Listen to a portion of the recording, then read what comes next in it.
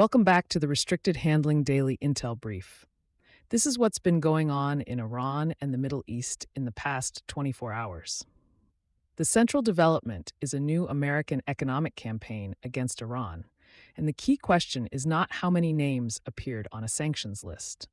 It is whether governments, banks, insurers, shipping companies, and technology suppliers believe the United States will enforce the threat against actors that matter.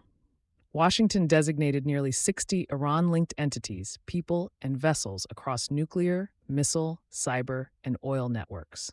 It widened the risk of secondary sanctions, suspended licenses for some sports and academic exchanges, and warned that continued business could cost firms access to the dollar system. Treasury Secretary Scott Bessent described the effort as an unprecedented financial offensive. He also signaled that institutions would receive time to comply.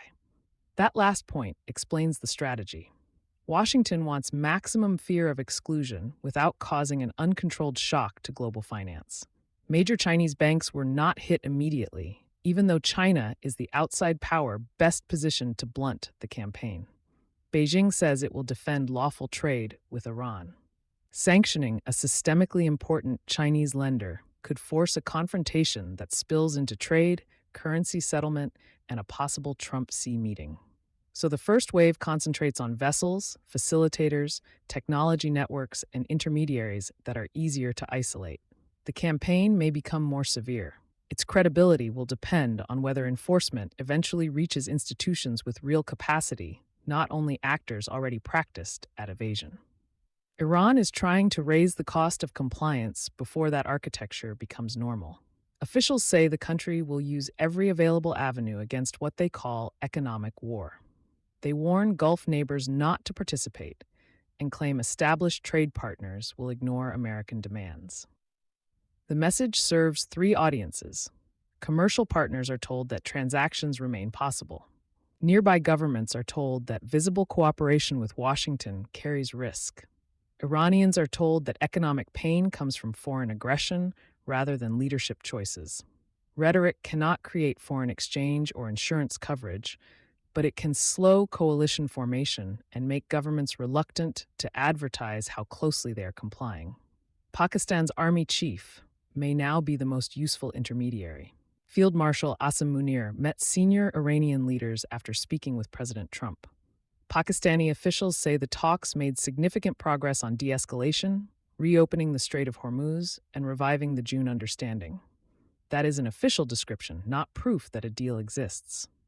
Pakistan nevertheless has a rare combination of assets: access to Washington, working relations with Tehran, nuclear status, and a direct interest in preventing a wider regional shock. The next test is whether Munir can produce one verifiable step, such as safer shipping procedures, a timetable for reopening, or a sequence that connects sanctions relief to Iranian commitments. The Strait of Hormuz remains the pressure point where economics and military risk meet. Iran's new maritime authority reportedly blacklisted 45 tankers for violations and threatened fines, detention, or confiscation. The risk extends beyond the named ships to service companies and vessels involved in transfers. Iran does not need to announce a total closure to impose costs. Paperwork, inspections, selective enforcement, and uncertain permissions can make insurers and operators price legal danger alongside physical danger. This is coercion through administration, and it can be adjusted vessel by vessel.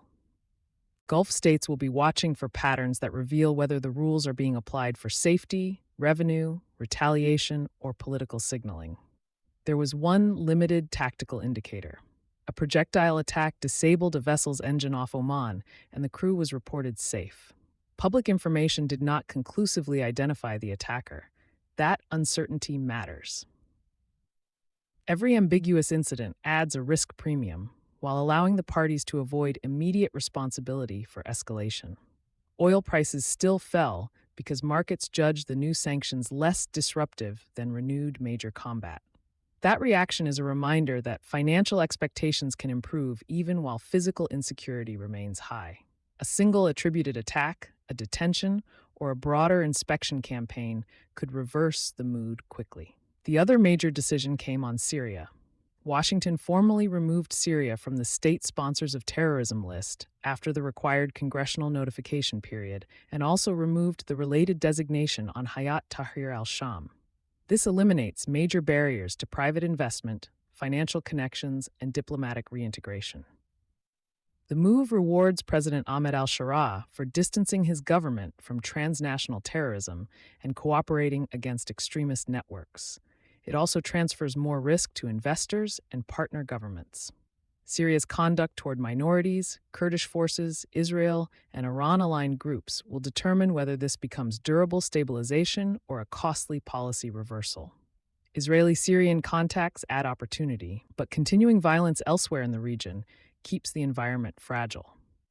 Israel's internal security debate is also becoming personal. Prime Minister Benjamin Netanyahu says Iran tried to kill one of his sons, but he provided no public detail about timing, method, or how close the alleged effort came. Another Israeli outlet carried the claim, and Iran did not immediately respond. Threats to a leader's family can affect protective posture and decision-making, so the disclosure cannot be ignored. The evidentiary gap also means it should not be treated as a confirmed operational account. Separate casualties in Gaza and political disputes inside Israel show why leaders may use security disclosures to shape both external deterrence and domestic legitimacy. The bottom line is that every side is preserving options. Washington is escalating economic pressure while avoiding an immediate banking shock. Iran is combining defiance with maritime leverage.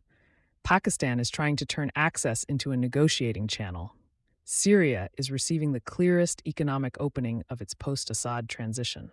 Watch for detailed compliance guidance, Chinese countermeasures, a concrete Pakistani proposal, changes in Hormuz transit practice, and early investment tied to Syria's delisting. Those indicators will show whether this pressure cycle is producing bargaining power or laying the track for a wider confrontation.